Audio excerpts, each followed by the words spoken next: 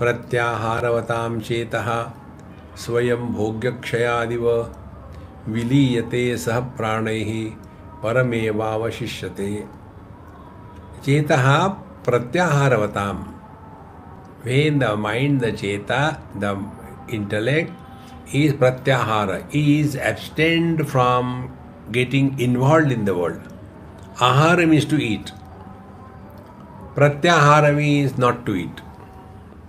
So when the mind is starved, bhogya kshayat, when the mind is starved of the objective pursuit, then kshayat, it leads to its own dissolving, kshaya. It is reduced. So the fattening of the mind is because of too much of importance is given to the objective world. More the importance given to the objective world, fatter is the mind. Lesser the importance given to the objective world, mind becomes thinner. And when pratyahāravatam chetaha, when the mind is totally denying the very existence of the objective world as valuable, then bhogya kshayat iva swayam viliyate. So as much the objectivity is dropped from our knowledge, to that extent mind is in the process of dissolving in the consciousness. Pratyahāravatam chetaha swayam bhogya kshayadiva viliyate, then saha pranaihi. So when the mind is dissolving, even the pranas also start slowly becoming quieter and quieter. Param eva avashishyate, and then what remains is the pure conscious existence. See? Therefore, pratyahāravatam chetaha, we have to consciously practice that we don't give too much importance to the worldly things. See? Worldly things in terms of desha kala vastu vyakti. It has always been like this, it will continue to be like this.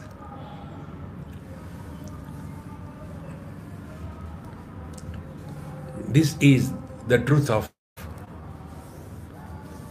Don't get unnecessarily involved and suffer. See? So viliyate saha pranehi parama eva avashishyate. The absolute alone remains. Yathaiva bhavayatyatma satatam bhavishyati tathaiva puryate shaktya shigrameva mahanapi. See? Yatha eva bhavayati. Yatha evam bhavayati. In this manner he is doing the bhavana, aham brahmasmi, objective world doesn't disturb me. Again and again we practice. We hear the news, but we don't react.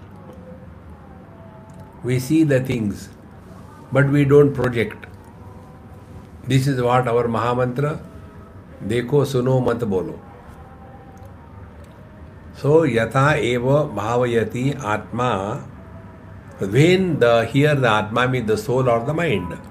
When the mind is thus constantly engaged in this practice of Aham Brahmasmi, satatam, and continuously, it is not once in a while.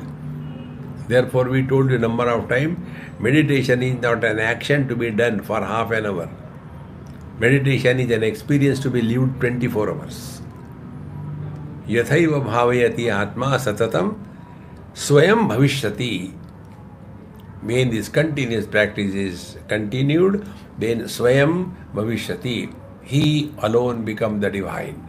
The mind dissolves in pure consciousness. Now, if we are practicing, the mind is engaged in the body identification, then the mind becomes the body. See? Then everything, I am man, I am woman, I am young, I am old, continue whole life. If the mind is identified with the children, then you continue to become the mother, father, or the grandfather, grandmother, and suffer in life. Therefore, yatha bhavayati atma. So this is a very simple thing to understand. Whatever importance we have given to in this world, that we become. See, if I have given importance to my property, I become a rich or poor. If I have given importance to the car, then I become a driver or a passenger. See? Yatha eva bhavayati atma satatam bhavishyati swayam. So as you think, so you are. See? Tatha eva apuryate shaktya shigrameva mahanapi. So keeping the same principle. So the bahirmukhi mana, the extrovert mind, will be lost in this relative world. And the introvert mind will be dissolved in the pure consciousness. Tatha eva apuryate shaktya shigrameva mahanapi. And then this mind also becomes as powerful as pure consciousness. Meaning what? What is the greatness of the consciousness? Consciousness is not influenced by relativity. Infinity is not influenced by the relativity. In the same manner, this Mahatma, this person, by constant practice, will also be able to attain that Shakti. That he will live in the relative world, but no more influenced by the relative world. So Shaktya Shigrameva Mahanapi Bhavati. He also becomes, or he also attains the same status like that, the infinite.